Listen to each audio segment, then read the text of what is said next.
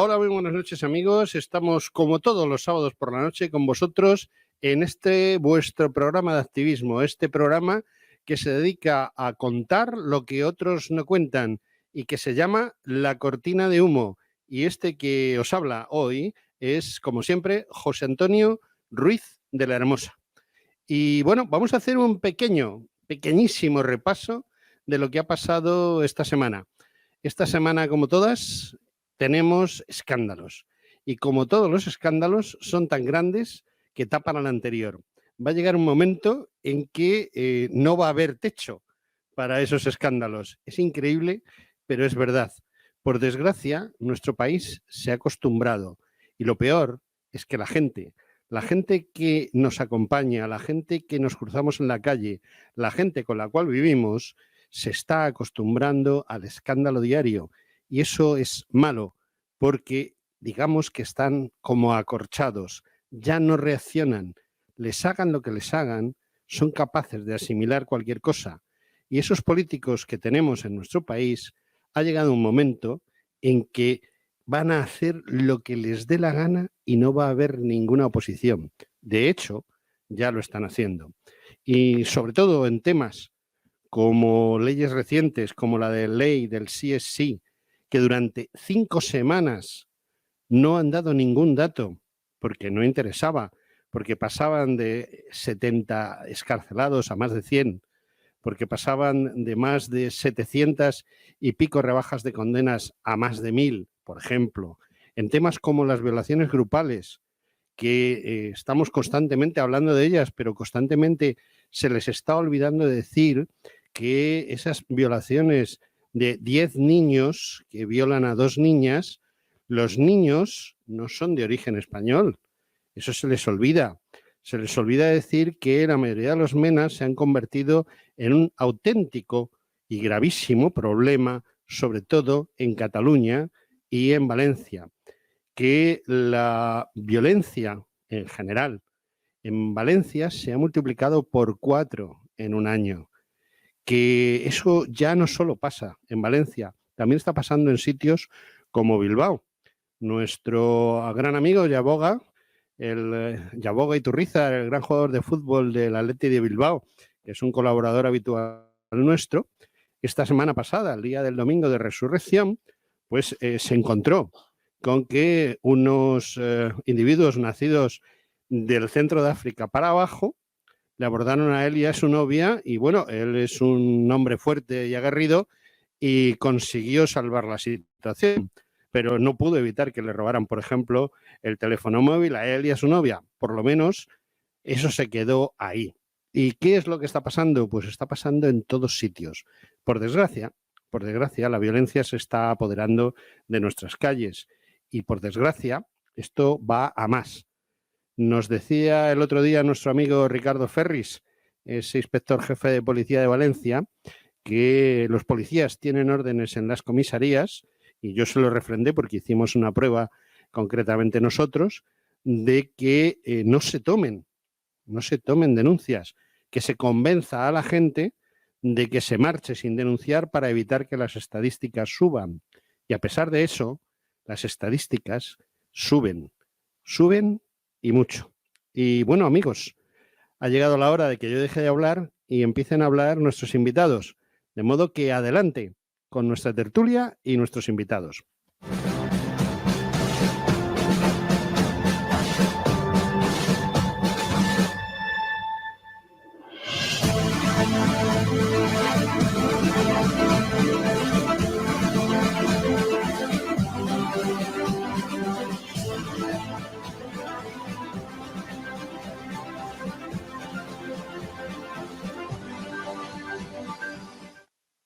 Bueno, y continuamos nuestro programa. Ahora tenemos a 2 invitados y a un, bueno, algo que iba a decir otro invitado más, pero en realidad Jesús Muñoz no es un invitado, es el jefe, porque si yo estoy aquí y quiero que todos nuestros oyentes lo sepan, es precisamente gracias a Jesús, gracias a que Jesús es un hombre que me abrió las puertas de la lucha contra la violencia de género en el año 2017 y gracias a él y gracias a otra gran amiga, Alicia Rubio, pues ahora mismo existe este programa.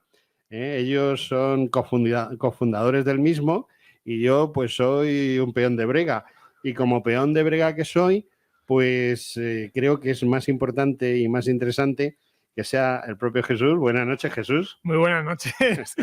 Un día de esto me vas a hacer llorar y me abrumas porque sabes que soy una persona muy humilde y no estoy acostumbrado a este tipo de presentaciones, lo cual agradezco personalmente porque sabes que te tengo mucho aprecio y sobre todo doy las gracias a esta cadena y a ti por hacer que este programa siga en las ondas y bueno, pues que a pesar de la cantidad de situaciones que se han vivido, pues todavía hay gente que necesita ayuda. Así que, mucha ayuda. Permiso. Mucha ayuda, Jesús. Bueno, lo cierto es que la cosa va tan bien. Voy a hacer un anuncio, que es que este programa se emite normalmente los sábados por la noche y a partir de la semana que viene se emite también los viernes por la noche. De modo que pasamos de empezamos con 1 hora, ¿te acuerdas? En Radio Ya. Pasamos a 2 horas aquí en Decisión Radio y debe ser que el programa no lo escucha nadie y nadie tiene interés por él y el programa es muy malo porque la dirección de la casa ha decidido que en vez de 2 horas sean 4. De lo que se deduce que, además... No lo sabía, me acabo de decir ahora mismo. Por eso es una piedra que tiro y que sepáis que a partir de la semana que viene, viernes noche, sábado noche, y Jesús, bueno, pues Jesús es el amo de 1 hora y porque no puede más. No es que no quiera, es que no pueda. Pero bueno, mi infante de marina preferido, tu antiguo capitán, y te habla como infante de marina y ahora casi tu padre.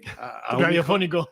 Bueno, tú sabes que yo me siento como tu padre muchas veces y espero que tu programa, porque es ahora dentro de las 4 horas de la cortina rasgada los viernes, cortina de humo los sábados, pues ahí tienes 1 hora que es para que tú des voz a personas como las que tienes sentadas a ambos lados y los tienes que presentar. Pues de nuevo muy buenas tardes, mil gracias a la casa y gracias a ti porque me ha dejado sin palabras, venía con una cosa en la cabeza y me acabo de quedar en blanco, así que pido disculpas porque seguramente cometeré algún que otro fallo. Ya sabéis que venimos de aquel programa de Radio Ya, Víctimas del Odio. Víctimas del Odio. Y bueno, pues sí tengo el placer de tener a 2 amigos, 2 grandes luchadores del mundo del derecho, que además quiero dar las gracias públicamente tanto a ellos como a los ponentes que nos agradaron y nos emplazaron a temas muy importantes el día de la ponencia Navid en el CEU, y hoy tengo el placer de tener a 2 grandes personas a las que admiro por su trayectoria profesional, por los grandes logros que han llevado en muchos procesos judiciales. Empezamos por mi mano derecha a Ruth Arroyo, que es abogada especializada en derecho de familia, en delitos cometidos en el ámbito del ámbito familiar, con una experiencia de más de 17 años, es profesora externa de Derecho Procesal en el Máster de Acceso a la Abogacía de la Universidad Autónoma de Madrid, también con 8 años de experiencia, y está adscrita al turno de oficio de defensa del investigado de violencia de género. Habéis oído bien. Esta mujer defiende a los hombres que son investigados por delitos de violencia de género. También, cómo no, hablaremos sobre la ponencia que llevó a cabo sobre el artículo 544 ter, traducido al castellano es cómo implica la orden de protección en los procesos de violencia de género. Muy buenas tardes, Ruth Arroyo. Hola, buenas noches, Jesús. En primer lugar, agradecer también que hayáis contado con mi presencia. Pues un placer y, como no, también tenemos aquí a mi izquierda a Javier Pérez Roldán, un viejo conocido ya, porque como estábamos hablando antes de entrar en los micrófonos, ya iba en esta guerra antes que yo, como letrado, porque ya vio estas cosas venir. Yo soy de los que, como dijimos en la ponencia, me picó la avispa más tarde y no conocía pues estas situaciones que se dan por el abuso procesal en muchos casos de la justicia, ¿no? Javier Pérez Roldán es abogado especialista en Derecho de Familia, Custodia Compartida y Sustracción Internacional de Menores. Ha defendido el interés de menores en todo tipo de situaciones jurídicas, actuaciones de custodia compartida, convenios reguladores, modificación de medidas. Es el presidente de la Asociación Europea de Abogados de Familia, dirige la revista familiaenderechos.es, que os recomiendo que leáis, repito, familiaenderechos.es, y es el presidente del Centro Jurídico Tomás Moro. Y el pasado mes de marzo, en su ponencia Anavid hizo una visión crítica sobre la violencia de género. Muy buenas tardes, Javier. Muy buenas tardes a vosotros y muy agradecido por haberme invitado. Es un placer. En primer lugar, quiero, si es posible y de manera breve, que me hicieseis una pequeña reflexión sobre, como profesionales del mundo del derecho, lo que visteis o lo que vivisteis en el turno de preguntas o lo que, tras las exposiciones vuestras, muy breves, ¿qué reflexión sacáis de aquella ponencia? Yo personalmente la reflexión que saco es que, por suerte, parece que la gente ya empieza a darse cuenta que estamos ante una ley injusta, ante situaciones injustas y que hay que cambiar algo. Al principio, yo en mi caso concreto, en la universidad, doy el bloque de violencia de género. Es curioso, pero es uno de los que doy. Entonces, cuando yo empezaba mis ponencias y les explicaba a los alumnos lo que yo me encuentro todos los días en los juzgados de violencia de género, que no tiene nada que ver con lo que dice la ley de violencia de género, la gente se te echaba encima. El último año ya solo había una persona que discrepaba con que la ley no está bien y que la ley es mal utilizada o instrumentalizada por muchas señoras para otros fines que no tienen nada que ver con la violencia de género. Entonces, yo lo que veo es que parece que con el tiempo estamos ganando algo. Javier. Pues vamos a ver, yo sobre todo por los comentarios después de todas nuestras intervenciones, los comentarios que, más que en el turno de preguntas que se hizo después, una vez que terminaron las ponencias, yo lo que vi es que se va abriendo camino algo que, entre comillas, bueno, yo llevo muchos años denunciando, y es que cuando una persona sufre una separación, empieza a considerarse víctima del sistema. Bien, y entonces muchas veces se trata esto desde la postura victimista. Bien, y lo que hay que hacer es mirar con más altura. ¿Por qué? Porque aquí hay dos víctimas principales, antes que los menores o que los progenitores, y es primero la familia y segundo el derecho. Son las dos grandes víctimas de este tipo de leyes. ¿Por qué? Porque estas leyes no están hechas así, de casualidad, o perjudican a los niños o perjudican a los varones de casualidad, no. Es algo que está buscado porque es propio de un proyecto que hay de ingeniería social. Y entonces, o concebimos eso o nos quedamos en la defensa de casos particulares sin llegar a comprender cuál es el fondo del asunto, cuáles son las raíces de este mal. Y claro, si uno no sabe las raíces, pues puede ir cortando ramas y todo lo que quiera, pero el árbol sigue creciendo. Entonces hay que ir a las raíces, cortarlas, separarlas de la tierra para que no vaya creciendo este árbol. Vamos a preguntar luego, para que Javier, que seguramente tiene una memoria prodigiosa, yo ya he visto las ponencias, están en su edición, yo ya tengo una pequeña edición básica, que en breve se van a ver porque se están editando a nivel profesional, nos han hecho un favor, lo cual agradezco, no puedo decir el nombre, pero hubo una frase de Javier que yo ya conociendo un poco cómo expone cuando tiene que hablar de esos temas, hizo una analogía entre lo que está sucediendo actualmente, y perdón por la sonrisa porque es que me encantó, y El Señor de los Anillos. Así que espero que luego me pueda responder esa pregunta porque ha creado mucha intriga, solamente te digo eso. Ruth, a lo largo de los años, como profesional del mundo de derecho, supongo que los clientes han ido cambiando de perspectiva a la hora de cuando te llega una persona, a lo mejor, yo qué sé, hace 8 o 10 años, a los clientes que te llegan actualmente. Bajo mi humilde percepción, y no soy abogado, la gente llega con una serie de conocimientos que no son propios de una persona que no estudia derecho, que es simplemente una persona afectada en un proceso de separación, sustracción de menores, violencia de género o lo que fuera, ¿no? Esa percepción desde el mundo del derecho, cuando te encuentras como letrada sentada en tu despacho y te entra un cliente, ¿qué notas desde el año 2004, 2006, 2008 hasta el 2020? ¿Qué diferencia en tus clientes, esos que te van llegando ahora? Hombre, la diferencia principal es que yo, por ejemplo, que el 80%, puedo decir, inclusive más, son hombres. Es así, es el boca a boca y al final trabajo para hombres. Pues hombre, es que mis clientes a lo mejor en el 2004 eran menos padres, por así decirlo, y es que ahora lo son. Y es que porque te divorcies te quieren quitar a tus hijos. Entonces, yo ahora lo que me encuentro son un perfil de hombre implicado en la vida de su familia y que pelea por una custodia compartida, que no quiere perder a sus hijos, que no quiere seguir con su mujer, pero que no tiene nada que ver con sus hijos. Antes llegaban y al final era, bueno, pues que me den un régimen de visitas, pero es que tenemos otra perspectiva de la vida. Es que precisamente la gente que creemos en la igualdad vamos buscando eso, el que un hombre y una señora pues ejerzan los mismos derechos y los mismos deberes sobre sus hijos. Yo personalmente y como mujer no concibo a las mamás gallinas. Así de claro, aquella que como he parido, el huevo es mío. No, señora, usted ha parido, pero el huevo es de los dos. Entonces yo creo, y es cierto, que en los juzgados de familia, que no en violencia, donde ya vas cojo desde el primer momento, si vas con un perfil más o menos normal, sí puedes optar a una custodia compartida de forma contenciosa, que antes era inviable. O sea, la diferencia es que yo ahora viene un cliente Y como es hombre, lo primero que me tiene que hacer es todo el detalle de padre ejemplar, para que yo le empiece a defender y vea opciones de que puede llegar a una custodia compartida. Cuando viene una señora, yo ni la pregunto, si sé que la compartida ya la tenemos, que eso es el mínimo. Que de ahí a quedarnos la duda.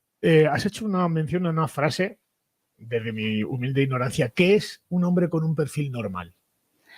¿Por qué lo catalogas así? Un hombre con un perfil normal es un hombre que se levanta por las mañanas, que se preocupa de las obligaciones de sus hijos, que está pendiente de los médicos. Un papá como las mamás. Es que quería preguntarte, no porque no lo supieras, sino porque me gustaría que lo aclararas. Y por cierto, el 80% de tus clientes son hombres, que no significa que no defiendas. A mujeres, por supuesto. No, defiende a mujeres. Porque la gente luego es saca que yo punta. lo tengo muy claro, es que hay señores maltratadores y señoras maltratadoras. Vale. Es que lo que hay es de todo, no solo de uno. Como veis, Ruth no tiene pelos en la lengua, es políticamente incorrecta y muy buena profesional. Javier, ¿ese cambio es igual en tu despacho o hay otra forma, digamos que como tú eres originario en estos temas y te conozco más a ti hace años, esa transición del 2004 al 2022 es igual o hay?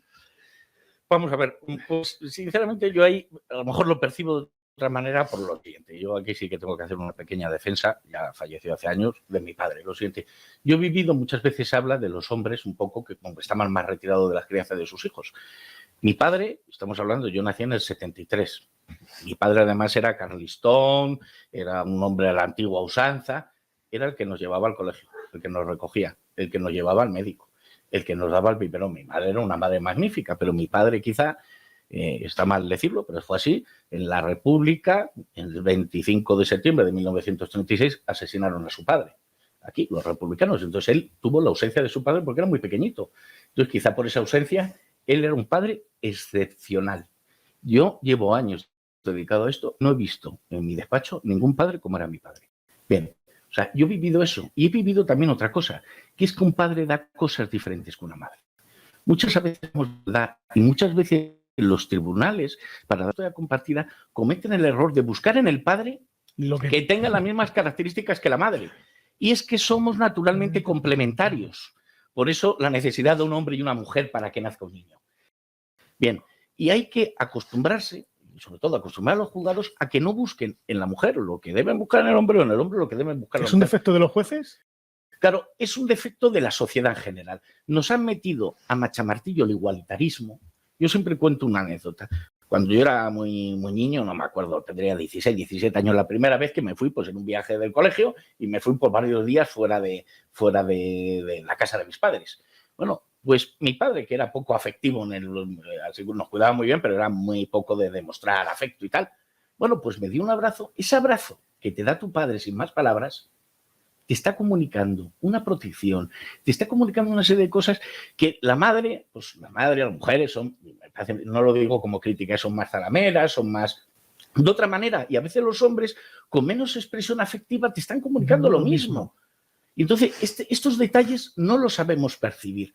Y yo lo que noto es que, por una parte, hay muchos hombres que se están implicando en la vida de sus hijos, que antes se implicaban de otra manera, pero como en una especie de competencia con la madre. Y eso también es un error, porque al final los niños están siendo, cuando se ha hablado aquí del tema de las violaciones al principio, de las violaciones en grupo de los niños, ¿qué pasa? Que actualmente a los niños se les está dando una educación simplemente afectiva, sin darle una parte más racional, más... Y el hombre y la mujer se complementan en eso. La mujer es más afectiva, el hombre muchas veces es más racional, y entonces se está una serie de generaciones donde les falta esa parte masculina.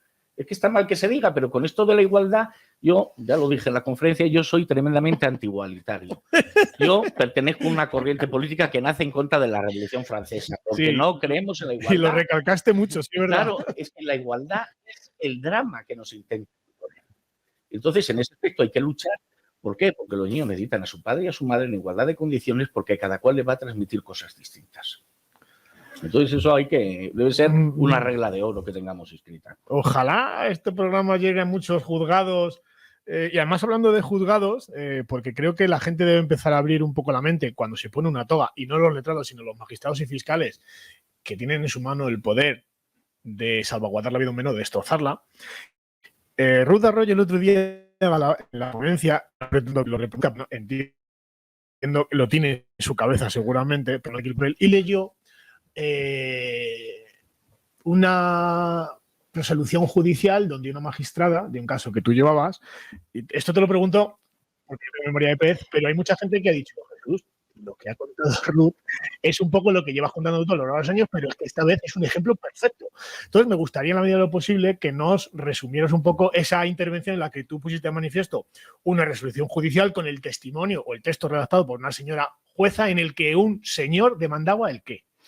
Bueno, en este caso era un señor que, como os comenté ese día, tenía una desventaja y es que era grande para empezar, porque a lo mejor si hubiese sido menudillo, pues la cosa había sido más fácil. Entonces viene el hombre y viene con la cara destrozada. Su mujer le pegaba por sistema y a él la semana antes la habían detenido porque llamó a la policía desde su domicilio. La policía llegó, la mujer no le dejó abrir la puerta y cuando consiguió abrir la puerta antes de preguntar se lo llevaron detenido. Evidentemente al día siguiente se dicta un acto de sobreseimiento y se va a casa, pero él se empieza a preocupar porque dice, encima de que cobro, al final me van a buscar la ruina. Total, que la última vez de las últimas que ya cobra viene a verme, denuncia, lo primero va a la comisaría, denuncia. Y le dicen que tiene que ir a decirle a la mujer que tiene que subir a declarar. Y él le dice directamente, si le digo que tiene que venir a la comisaría, me va a volver a pegar. Las policías de la comisaría La Remonta, lo digo concretamente, la comisaría de Tetuán, se reían de él. Anda, anda. Bueno, no había entrado en casa y como la policía ya le había avisado que tenía que subir a declarar a esta señora, directamente se tira a su cuello otra vez. Como ya estaban avisados, a los 2 minutos la patrulla, por fin a esta energúmena se la llevan detenida. Y tenemos un problema, que solicitamos una orden de protección. Lesiones reconocidas, bueno, pues no nos la pudieron dar porque la jueza lo que nos proponía es que como esta señora efectivamente era muy violenta para dárnosla, nuestro representado se tenía que ir de su domicilio, que a mayor abundamiento era un domicilio de sus padres que la habían prestado para vivir, que los hombres vivían puerta con puerta. Entonces, como no le dimos a la señora el irnos del domicilio, tiene las narices de redactarnos un auto donde nos dice que existe una situación de riesgo, pero que como este hombre no se va del domicilio, no se le puede dar la orden de protección. Y así nos quedamos.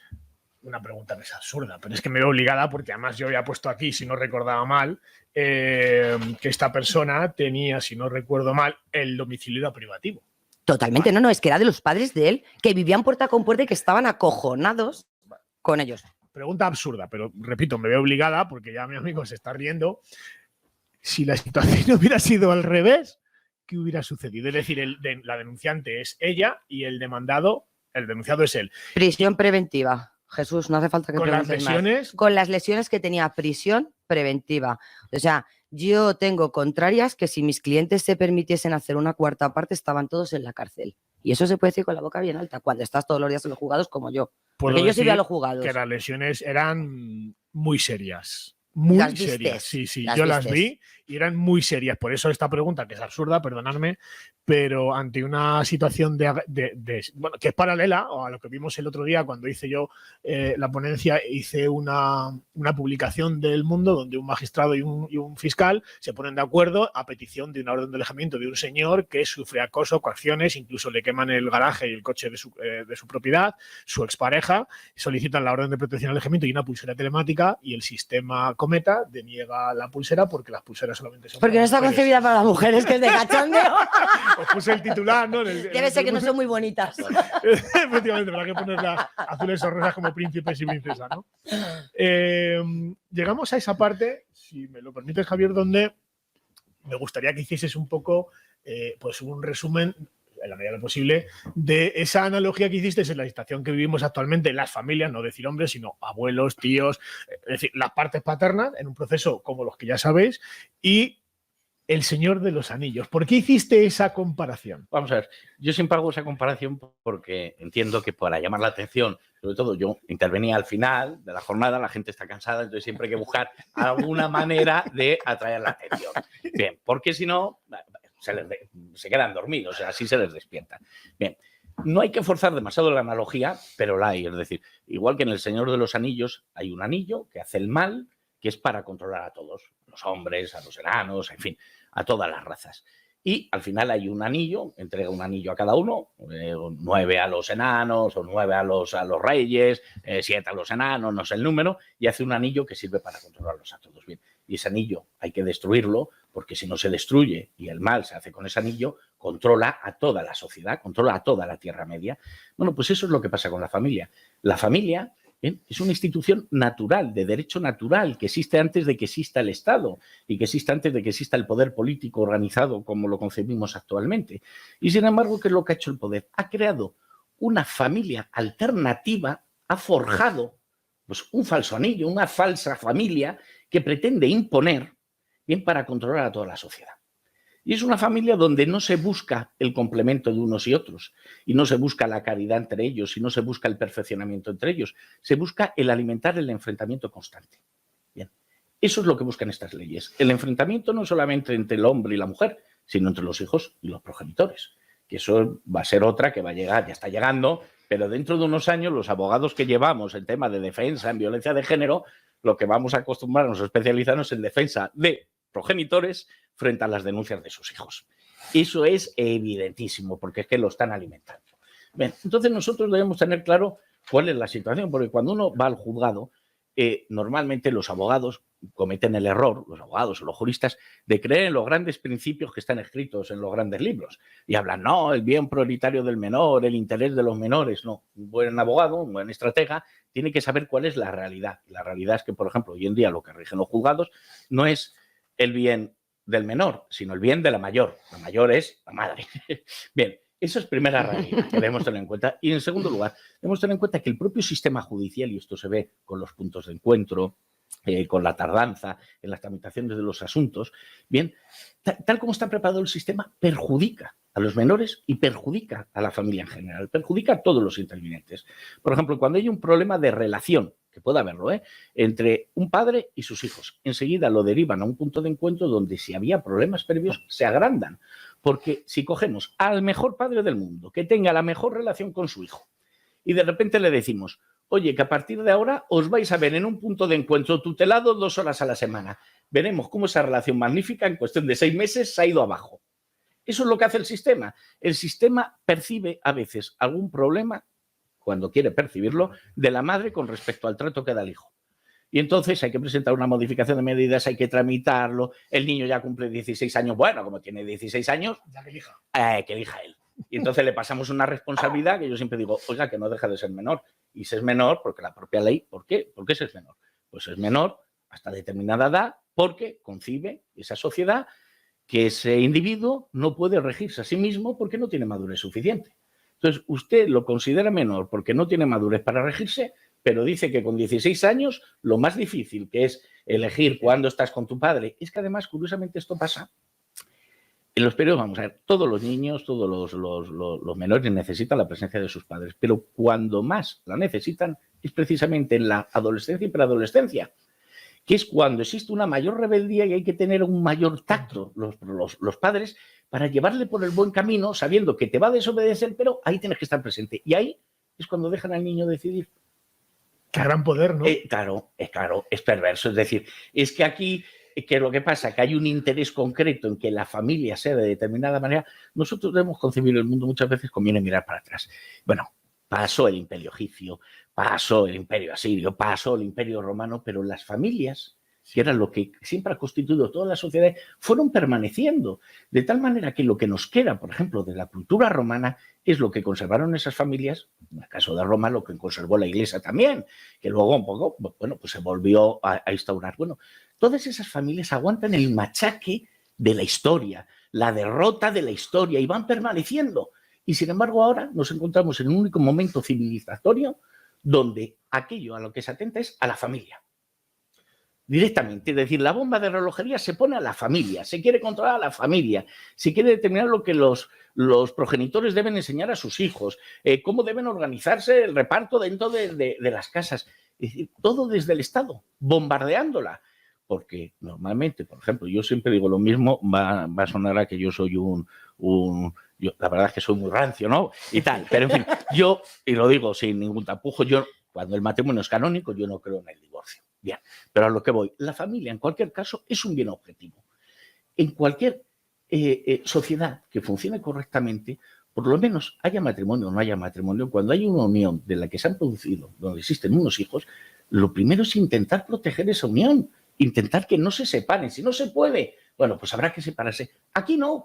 Aquí cuando hay un problema, en vez de incitar a arreglar usted, ceda usted, tenga caridad, no, es pues nada, haz tu vida, recupera tu libertad. Y eso es un tremendo error, sobre todo cuando hay hijos. ¿Por qué? Porque los hijos necesitan a su padre y a su madre. Pero ¿qué pasa? Que si la sociedad no alimenta eso, es muy difícil mantener pues eso, esa unión. Que haya matrimonio o no haya matrimonio, es que debe favorecerse. Aprovecho. Quería yo hacer una pregunta, porque me has tocado Javier, permíteme que te tutee, me has tocado el punto básico que yo defiendo aquí siempre constantemente.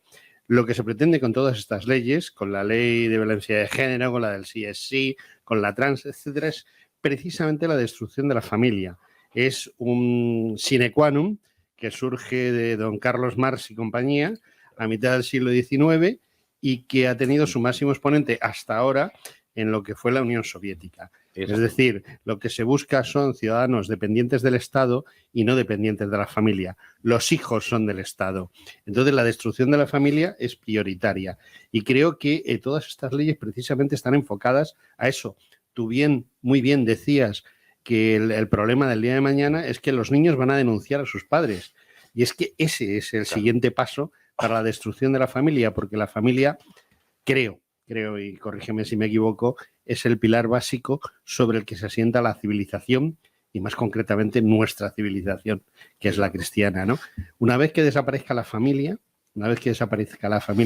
el globalismo y 1984 están hechos. Claro, lo tiene fácil. De hecho, vamos a ver algo que sabe poco. Normalmente muy poca gente lo conoce, pero es que según tiene lugar la Revolución Rusa y llegan al poder los comunistas, la primera ley que aprueban es el divorcio. Es la primera ley que aprueban en 1917, según llegan. Tal. Es decir, ¿eso por qué es?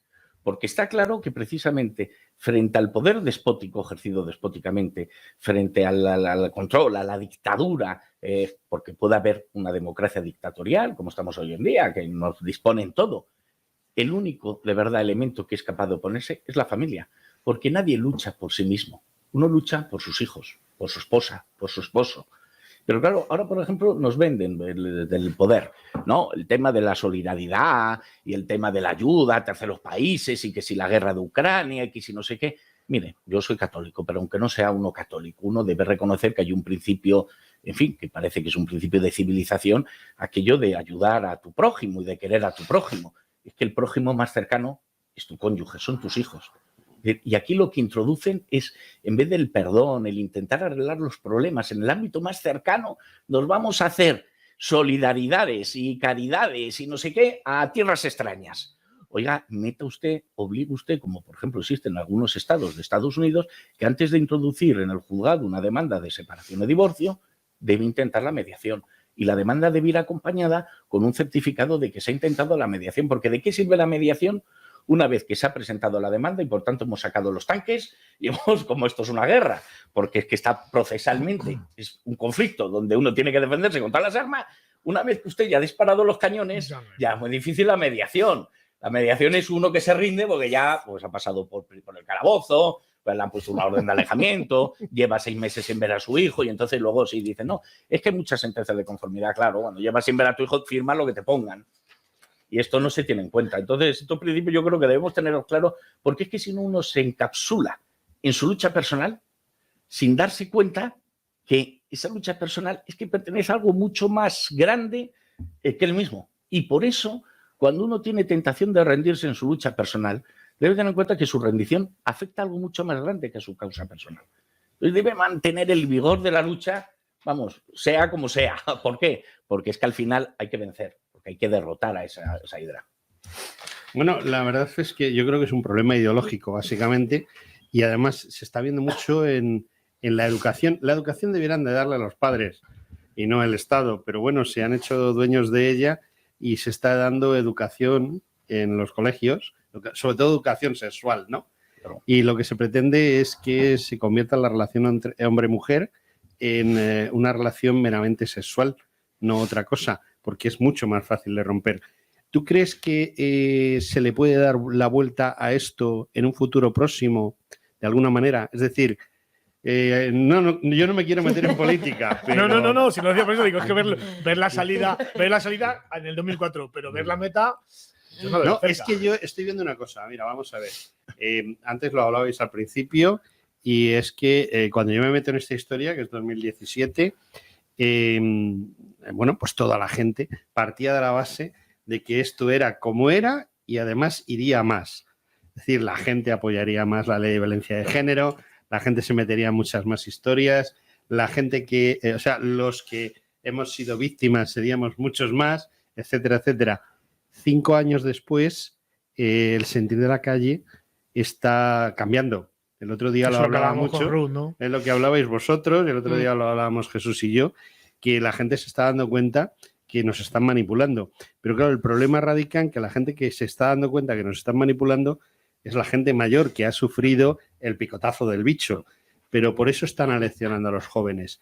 ¿Creéis que si existe un cambio político en el país, va a haber un cambio en esta manera de educar? Porque no es culturizar. Porque ahora el tema género se mete hasta en las matemáticas, que yo no lo entiendo. Entonces, existe yo entiendo la posibilidad... que el cambio político que se puede producir en próximos tiempos no va a afectar a esto. Lo que va a afectar es un cambio cultural en el sentido siguiente. Hay un político del siglo XIX, principios del XX, que decía, refiriéndose sobre todo a los liberales, decía: levantáis altares a las causas y cadalsos a las consecuencias. ¿Por qué? Porque el problema no está en las consecuencias, que es lo que estamos viendo, sino las causas de esas consecuencias. Hay que ir contra eso. Entonces, ¿qué pasa? Un cambio político seguramente lo que hará es que no siga girando la tuerca, que cada vez es más agobiante. Y a lo mejor hasta la da un poco para atrás, pero es que esto es un problema que viene de más atrás. Viene de la configuración propia de qué debe ser la familia. Entonces, yo creo que al final, a largo plazo, esto sí volverá a su cauce, porque es muy sencillo. Las familias son las garantes de la supervivencia de la especie. Punto, no hay más. No hay más en el sentido que cuando no hay familia, no hay ni siquiera hijos. Puede haber un hijo, pero un hijo no suple el relevo generacional. Normalmente las que tienen 2 hijos o 3 hijos, que es la tasa de sustitución, son las familias. Bien, entonces, o esto se arregla, o si no se arregla, desaparecemos. Es decir, desaparecemos en Europa, porque claro. Los musulmanes, yo esta mañana he estado en un programa sobre este tema en una televisión de un país musulmán y ellos lo tienen muy claro, lo que tú has dicho. Es decir, que hay que tener más de 2 hijos por familia. Claro. Pero aquí se fomenta el que se tenga un perro por familia. Claro. No un hijo. Pero al final el agua acaba yendo por su cauce. La han querido desviar y yo entiendo que acaba yendo por su cauce. Ha habido momentos históricos tremendos en nuestra historia patria, cuando entraron los franceses. Sinceramente, me da igual lo que piense cada cual. Yo pienso como pienso. En el año 36 hubo una situación clave y al final siempre hubo una sociedad sana que supo reaccionar. Yo entiendo que hay una sociedad sana en España que sabrá reaccionar. Que tarda en reaccionar, como tardamos el 2 de mayo de 1808 en reaccionar. 5 años. Claro, tardamos, pero hubo una reacción. Y esa reacción empieza a verse en el ambiente. ¿Y por qué empieza a verse en el ambiente? Muy sencillo. Porque los malos siempre van por delante de los buenos. Siempre. Son más hábiles que los buenos. Hasta que los buenos se Claro, y si nos fijamos, los malos están yendo muy rápido. Están, por ejemplo, la Agenda 2030, la quieren imponer a toda velocidad, ve que se les acaba el tiempo. Entonces quieren cerrarlo antes. Eso es que ellos están oliendo que va a haber una reacción y por eso están dándole tanta prisa a girar todas las ruedas, a girar, a machacar a la sociedad. Fíjate, yo creo que sobreviviremos. Un giro de tuerca, que no tiene nada que ver con el tema, pero está empezando a tener, pues como cuando hasta la bomba atómica y esa onda expansiva empieza a demoler todo lo que tiene alrededor. Y creo que Bukele puede ser el punto de inflexión en Latinoamérica y esa onda nos puede llegar. No sé si estáis de acuerdo, pero yo creo que el que la sociedad empiece a hartarse y llegue una persona, pegue un golpe encima de la mesa, gane unas elecciones y en 2 años cambie una estructura de una sociedad, creo que es importante.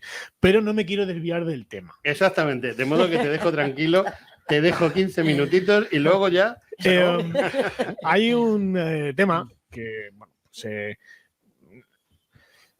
a mí me ha emocionado cuando un cliente de Ruth, al que le mando de aquí un abrazo enorme, Rafa, porque sabes que te quiero mucho a ti y a toda tu familia. Gracias a Rafa conozco a Ruth.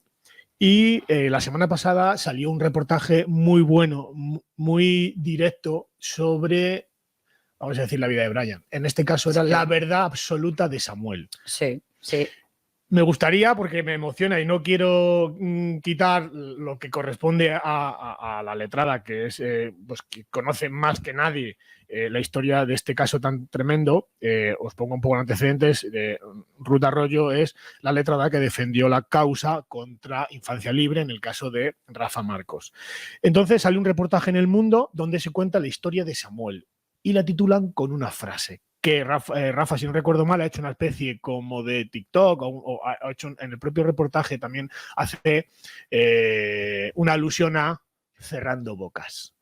Por supuesto. ¿Qué significa ese reportaje con todo lo que tú ya conoces de este caso y lo que ha vivido este, para mí, héroe, tanto papá como niño? Bueno, en primer lugar, la entrevista de Samuel forma parte de un libro, como has dicho, escrito por Kiko Alcedo, un periodista del Mundo, que yo he tenido un trato estrecho con él y que él mismo dice, en la vida pensé que escribiría sobre esto. Al final cuenta la historia de varias personas, de varias víctimas de mujeres que instrumentalizan a sus hijos y denuncias falsas. En este caso, estamos hablando ya de un joven que tiene una cierta edad y que es totalmente consciente de la manipulación que se le ha hecho y de cómo el Estado le desprotege. O sea, yo en el caso concreto de la señora Sevilla me encuentro con que se la concede un indulto que se basa en el informe hecho por el Ministerio Fiscal y por el Tribunal Sentenciador cuando resulta que los dos han opuesto a que se lo den. ¿Qué explicación tiene esto? Ahora, lo recurro, alego eso y me dice el fiscal, lleva usted razón, la justificación es mala. Pero si miramos todo el expediente, pues podríamos hasta inclinarnos. Estamos pendientes, se resuelve la semana que viene. Vamos a ver si por fin la Administración de Justicia adopta las garantías suficientes sobre el menor que no ha adoptado el gobierno. Ese gobierno que nos vende, que defienda a los menores. ¿Pero a qué menores defendéis? Es que antes, cuando estabais hablando del tema de violencia de género, el tema de violencia de género, aparte de la ideología, tiene el tema de los chiringuitos. Los chiringuitos que dan dinerito. Que yo he tenido una señora con un convenio, una señora que no se le había dado buena vida, la verdad, pero con un convenio maravilloso, que me ha venido al despacho preocupada para decirme que en un centro de estos donde la asisten, la psicóloga le insistía mucho en no firmar el acuerdo. Y le pregunto, digo, ¿pero qué no le gusta del acuerdo? Dice, así no me ha dicho. ¿Qué es lo que tiene el acuerdo? Digo, entonces, ¿cómo te va a decir que no le gusta? No. El problema es que si esa señora ya firma un acuerdo y se va de ese centro, es una baja, es menos dinero. Y en una ocasión, ya lo dijo un magistrado, cuando podamos utilizar una ley para sacar ayudas económicas, como se hace con violencia de género, a partir de ese momento hemos desnaturalizado y retorcido, porque hay gente con necesidades que utiliza la violencia de género para sacar la paguita. Pues oye, las paguitas hay que sacarlas de otra manera. Entonces, aparte de la ideología, yo creo que detrás de todo este rollo de la violencia de género hay algo más importante que son cuestiones económicas. ¿Cuál es el título de ese libro tan maravilloso que ha visto la luz? Algunos hombres buenos. Fíjate qué título, ¿eh? ¿Puedo intervenir? Por supuesto. Voy a dar una exclusiva. Kiko Alcedo viene dentro de unos días aquí Hablaros y del nos libro. va a hablar de ese libro. Sí. Y ahora ya os dejo tranquilo. Sí, además es que, fíjate, yo como tengo memoria de pez, conseguimos a través de Rafa el permiso para que Kiko Alcedo nos permitiese pues pasarte el contacto y hacer la entrevista. Así que, Kiko, enormemente agradecido porque hemos visto que de manera rápida nos has concedido pues a este medio, a este humilde programa, el dar luz sobre pretender que se publicite y sobre todo que la gente compre ese libro, el hecho de las 8 vidas, si no recuerdo mal, ¿no? Algunos hombres son 8 casos, donde exclusivamente son víctimas de un sistema que jamás les amparó ni les ayudó. Y entre ellos, bueno, pues no voy a desvelar nada, pero hay 2 personas que son muy amigos y a las que tengo mucho cariño, tanto Rafa como su hijo. Una pregunta políticamente correcta para los dos. ¿Creéis, más que nada por lo que yo vi allí en la ponencia, creéis que los colegios profesionales, en base a lo que han manifestado anteriormente, los colegios profesionales, en este caso de abogados, deberían implicarse más en remodelar la estructura de cómo se está ideologizando el colegio y desprotegiendo a una sociedad? Sí. Aquí el problema está que antes, cuando precisamente hablaba Ruth y estabais hablando del tema de la ideología, es que la ideología les convence a muy pocos. Al resto se les convence por el dinero. Gracias. decir, Es que es los así. ideólogos son Qué tres. directo y qué resumen. Claro, y compran voluntades. Y entonces, entre esas voluntades que van comprando, porque vamos a ver, la naturaleza hace a los niños especialmente atractivos, porque como son débiles, por eso los bebés son tan monos, tan graciosos, a todo el mundo le da Los ganas cachorritos. de comerse un bebé, porque como los bebés nacen débiles, tienen que traer la atención de los adultos para que les cuiden y les protejan, para que puedan crecer. Entonces, ¿cómo se explica que un sistema pueda atentar contra esos niños? Que cualquiera que ve un niño se enternece y dice, este niño necesita ser defendido, pues por el dinero, porque le dan las paguitas, etcétera. Bien, ¿qué pasa con todas las instituciones? Colegios profesionales, cualquier tipo de entidad que las compran. Hoy en día, como no existe la libertad individual, en el sentido que las instituciones, normalmente los colegios, ya no viven por sus propios medios, sino que de repente surge una subvención del Ministerio de Igualdad de 100.000 euros si se organiza el curso de no sé qué. Y entonces tienes en la Facultad de Veterinaria un curso sobre ideología de género o igualdad en el trato de los animales, igualdad de género en el trato de los animales. Hola, la Facultad de Veterinaria o el Colegio de Veterinarios. Y pasan los colegios de médicos, de farmacéuticos, de abogados.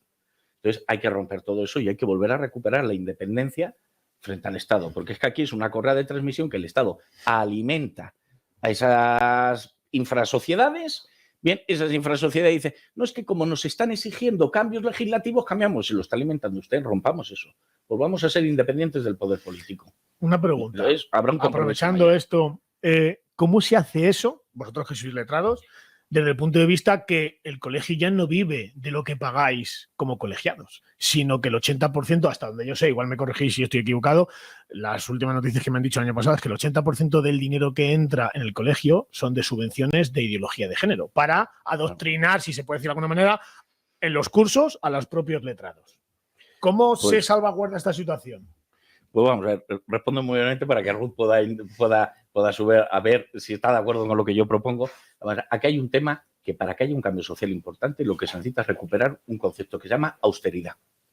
Nos hemos acostumbrado todos a vivir por encima de nuestras posibilidades. Entonces, la única manera de que haya de verdad una especie de catarsis social, política, cultural, es a través de la austeridad. Y los colegios y nosotros como individuos nos debemos acostumbrar a vivir más austeramente. Entonces volveremos a ser libres.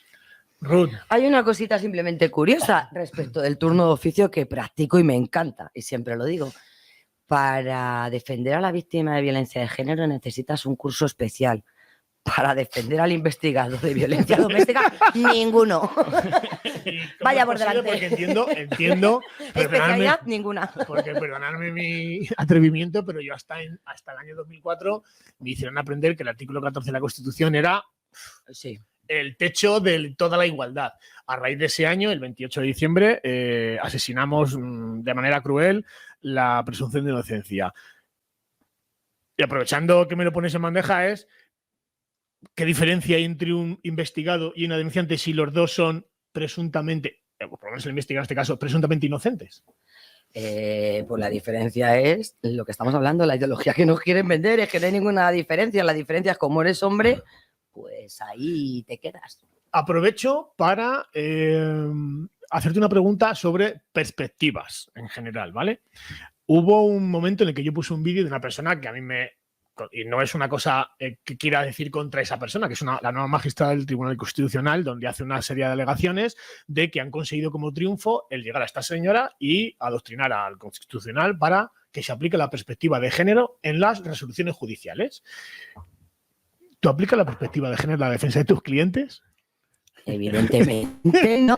Evidentemente no. Lo que pasa que es que, de verdad, es que es muy jugoso el que te venga una señora al despacho a verte y que un procedimiento normal de familia que tiene un curso mínimo de 5 o 6 meses, si metes un psicosocial un año, se lo resuelves en un día.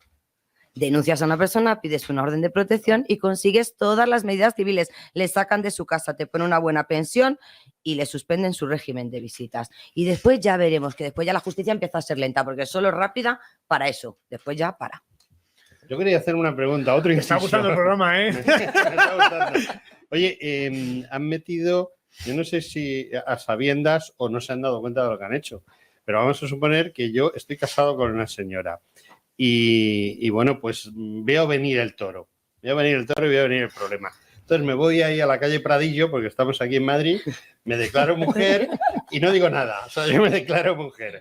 Como consiste en llegar, declararte mujer, firmar un papel y ya está, pues eso, y me callo. Y de repente surge todo el desastre de la denuncia por violencia de género, las medidas cautelares, lo de la medida de alejamiento, no sé qué y tal. Y entonces digo yo, un momento, porque yo también soy mujer. ¿Qué pasa ahí? ¿Eso ya lo habéis vivido o tenéis pánico No, a vivirlo? pero tenéis está pánico cerca. a vivirlo, ¿no? Vamos a ver, es verdad que la ley... Javier no, pero está cerca. La ley trans sí establece una excepción. Una excepción y viene a decir algo así como que no podrá utilizarse el cambio de sexo y tal cuando hay un procedimiento abierto de violencia de género. Pero cuando ya pero esté el previo, abierto, no pero cuando ya no está abierto. exista. Por eso he dicho veo el peligro venir. Claro, pero incluso ahí hay un peligro tremendo. ¿Por qué? Porque si aplicamos la propia lógica del sistema, no se puede indagar ni cuestiones religiosas, sexuales, políticas. Por tanto, ningún juez puede indagar si yo me he cambiado de sexo porque tengo un procedimiento de violencia y quiero excluirme, no puede indagarlo. Y no pueden presumir que lo haya hecho con fraude. ¿Por qué? Porque si el motivo de la violencia de género es el ejercicio del patriarcado y resulta que yo he estado en el armario y solo he salido del armario cuando me han presentado la denuncia, pero yo no podía ejercer ese patriarcado porque yo no pertenecía a esa entidad patriarcal, porque yo estaba en el armario, porque yo era otro género diferente al que me adjudican. Entonces, eso va a dar mucho que hablar, porque es que incluso esa previsión que está en la ley no se puede aplicar, porque atentaría el artículo 14 de la Constitución. No puede usted indagar por qué yo digo que tengo el género que tengo. Pero sí te devuelve el principio de igualdad, porque al ser los dos mujeres... Claro. En principio deberían de parar, o sea, el protocolo no se debería de seguir igual. Una vez que violencia enseñas doméstica. una vez que tú enseñas tu papelito y tu condición es otra, debería de ir a violencia doméstica. Bueno, pues ahora que tengo la oportunidad de tener aquí dos letrados, hago así, cojo la pelota de Javier y pego en términos de tenis, De tenis, un pelotazo y le pregunto a doña Ruth, entonces, ¿por qué Irene Montero y Ángela Rodríguez Pan hablan de fraude de ley? Bueno, En el sentido de que una persona que vea peligro venir y se haga mujer antes de ser denunciado. ¿Dónde está el fraude de ley? Si tú... y es previo y no hay ya, porque otra cosa sería eso, existe una denuncia, existe un procedimiento y yo lo intento. Pues dicen eso porque son unas ignorantes. Ya está. O preveyendo el miedo que se cambie todo el mundo a mujer y no haya más violencia de ¿Qué género. es que va a Y no suceder? haya hombres. Es que va a suceder es que yo tengo a los clientes de este perfil y que están incluso en estos procedimientos que todos te llegan con lo mismo. Me quiero hacer mujer, A normal. mí me han chivado una cifra, y la voy a decir con vuestro permiso. Llevamos más de 150.000 cambios de sexo de enero para acá, ¿Dónde? en España. Es que yo he estado en la calle Pradillo Esas cifras no te para las ver van a cómo decir. funciona el tema. Por si. Y yo me tiré allí toda una santa mañana. Un caso nada más. Pues yo te puedo decir de Se gente, están dando, Almería, Sí. Se están Granada, dando Sí, mucho. sí, sí. Huelva, creo que, es más, la zona donde vivo yo, Majadahonda, Pozuelo, Aravaca, toda esa zona de registros civiles están a tope, trabajando a tope. Es más, los propios funcionarios están diciendo que no dan abasto. Bueno. Y como mi amigo está mirando el reloj, No, estoy para mirando el ir, reloj porque nuestro técnico me ha enseñado El técnico. el reloj de arena. Tienes 3 minutos. para ir terminando, y perdonadme porque esto ya tiene que ser breve, Javier, ¿cuál es el camino a seguir y las recomendaciones que darías como letrado a toda persona que se enfrente con el tema que hemos hablado hoy? ¿El tema de una separación o de un tema de violencia de género? Un tema de violencia de género, Pues, porque primero, la separación se acaba cuando denuncia violencia de Claro, género. primero, una cuestión básica ya que hemos hablado del cambio de sexo. No entrar en el juego del sistema. El sistema lo que busca es que haya muchos cambios de sexo para demostrar que es una necesidad social. La guerra hay que hacerla con armas legítimas. Yo no soy partidario y lo digo desde ya. Primero. Segundo, porque además, como el sistema lo que busca es condenar, porque busca partir y dividir la familia, es que te va a condenar igual, te cambia de sexo, ¿no? Ya buscará la disculpa. Pero habrá mujeres de primeras y mujeres de segunda, punto. Bien. Segundo, no perder nunca jamás la esperanza. Nunca jamás la esperanza. Eso es lo más importante del mundo. Pero Es decir, querida, las grandes causas sufren grandes reveses. No, Sí, cierto. no nos deshagamos. Busquemos siempre, además del apoyo del abogado, busquemos el apoyo de un familiar, de alguien que esté allí para Siempre. que no nos derrumbemos. Bien, y entendamos que nunca hay que ceder en la defensa de lo que es de uno que son sus hijos. Nunca, jamás. Nunca. Es decir, si hay que luchar hasta el final, hay que luchar hasta el final. Uno no puede desprenderse por derrotismo, por cansancio, bajo ningún concepto. Entonces, esos son los conceptos básicos. Y después que busque el abogado, no al mejor abogado, sino aquel que le entienda. Como el abogado de su confianza puede ser el peor de los abogados. Como pero digo como yo, te entienda, te ganará el asunto. Como digo yo siempre, busca un tiranosaurio Rex. Aquel que cuando sueltes la correa en un juzgado, con perdón, se coma los huevos del juez. Ruth.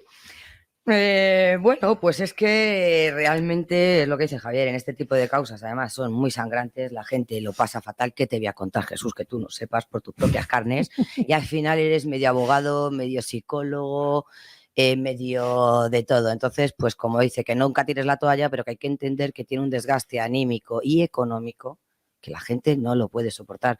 Que indaguemos un poco en por qué hay tantos suicidios. Vamos a ver cuáles son las causas, que nadie las dice, pero que después, detrás, en muchas ocasiones, hay crisis familiares y mal gestionadas. Entonces, mucha paciencia y, efectivamente, no tirar nunca la toalla, pero sabiendo que la toalla es jodida.